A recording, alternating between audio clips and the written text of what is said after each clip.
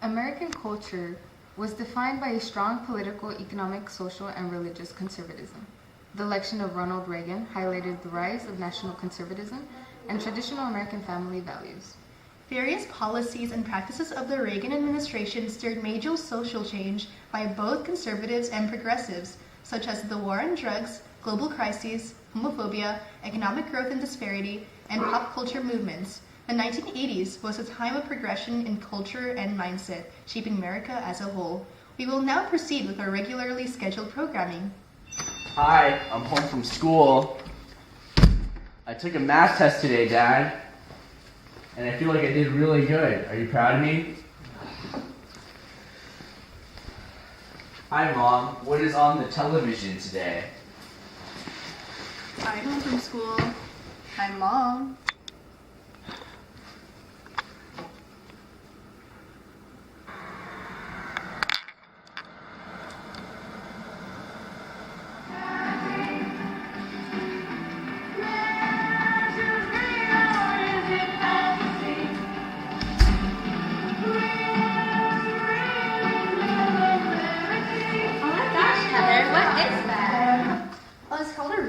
Heather, and I also found this new game called Pac-Man, which is like a thing that eats stuff because I don't want to get fat, so it helps me like get over my hunger, you know? Oh wow.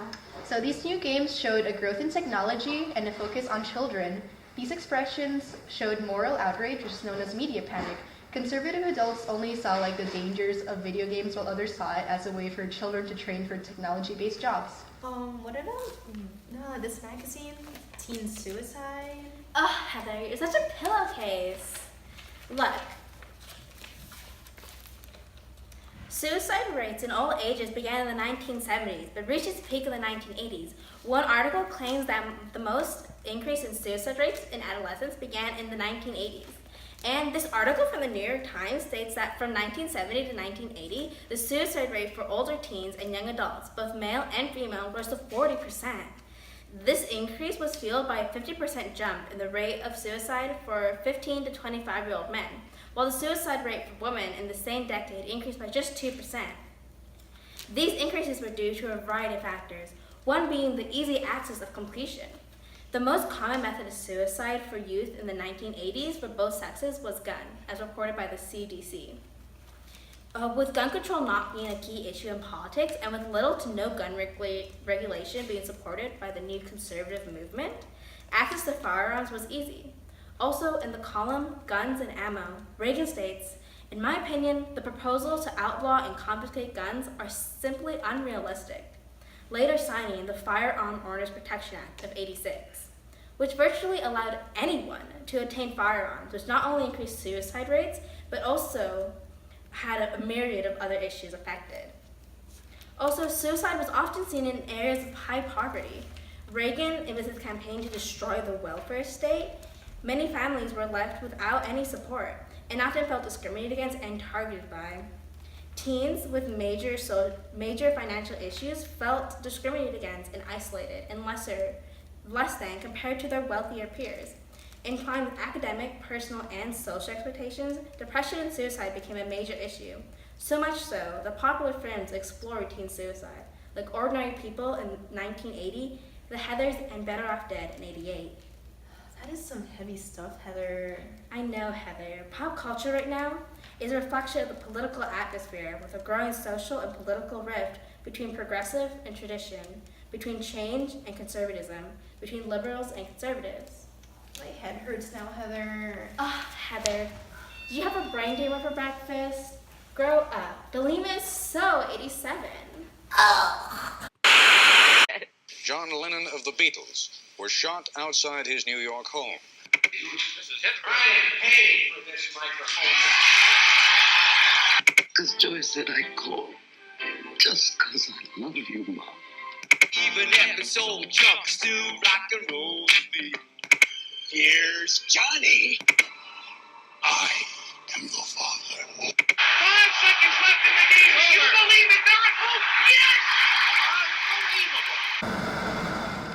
It's all right, 'cause I'm safe on the field. Hey class, so today we're going to talk about the trickle-down economic system, but before that I'm going to give you some context. So in the 1960s, we had inflation, so prices increased, but we also had a lot of unemployment. So that means we were at a state of stagnation, or we call this stagflation. So Reagan decided to implement his Reaganomics, which included the trickle-down economic system. So he believed that the benefits of the wealthy, such as tax cuts on corporations, it would lead to more investment in the business, and then they would lead to more jobs, and then it would mean people would spend more because people had jobs.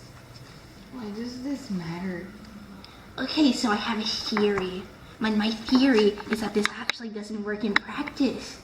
Because the thing is, the tax rate right now is really high, it's 70%.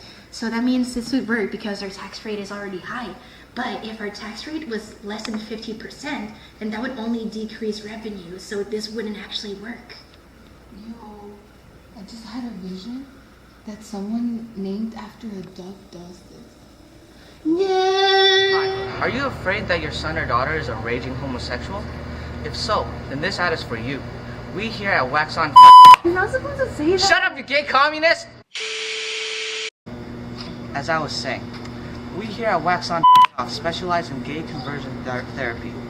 We have certified conversion doctors who can diagnose and treat your son or daughter using premium gay conversion technology, such as the Homo No Mo pill. However, if you let your son or daughter remain a homosexual, they may contract AIDS. What's AIDS, you ask? Well, here's a brief history of the AIDS crisis in the U.S. The AIDS crisis began in 1981 when several gay men in the Los Angeles area were found to be suffering from a variety of rare diseases such as Kaposi sarcoma, a form of skin cancer. The virus was isolated independently by two international scientists in 1984, and the disease was deemed to be only transmitted through blood, semen, vaginal fluids, and rectal fluids. As a result, AIDS mainly affected the gay and hemophilia communities. This crisis sparked hysteria from religious conservatives who saw homosexuality as a moral evil and believed that the AIDS crisis was just a form of divine retribution. As a result, conservatives promoted anti-gay rhetoric and blocked legislation that educated communities about safe sex and about AIDS. Many gay activists like ACT UP sought to speed up the lethargic process by which drugs against HIV were being approved. Their movements revolutionized the way drugs were approved and identified, which created a culture of patient advocacy in the U.S. Call 1-800-NO-HOMO. WGNH, this is Connecticut's Action News. Breaking news. I have been informed that Ronald Reagan's administration has been selling anti-tank missiles to Iran in exchange for hostages. However, Congress has passed an arms embargo on Iran, and to make matters worse, Lieutenant Oliver North has been giving money to the anti-communist group the Contras.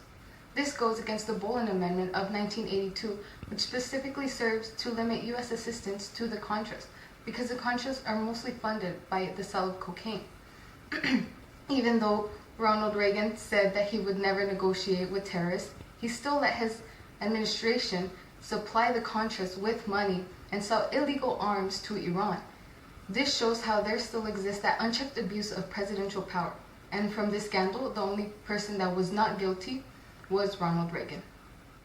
I went to Stacy's party the other day. That's cool. Yeah.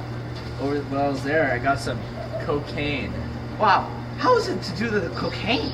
Do you want some? Yeah. Whoa. Hi, I'm Nancy Reagan, and every day teens are doing drugs in high school. 1 out of 3 teenagers have done cocaine or other drugs, and 53% of American teens have admitted to doing marijuana. This is a national problem on a terrifying level.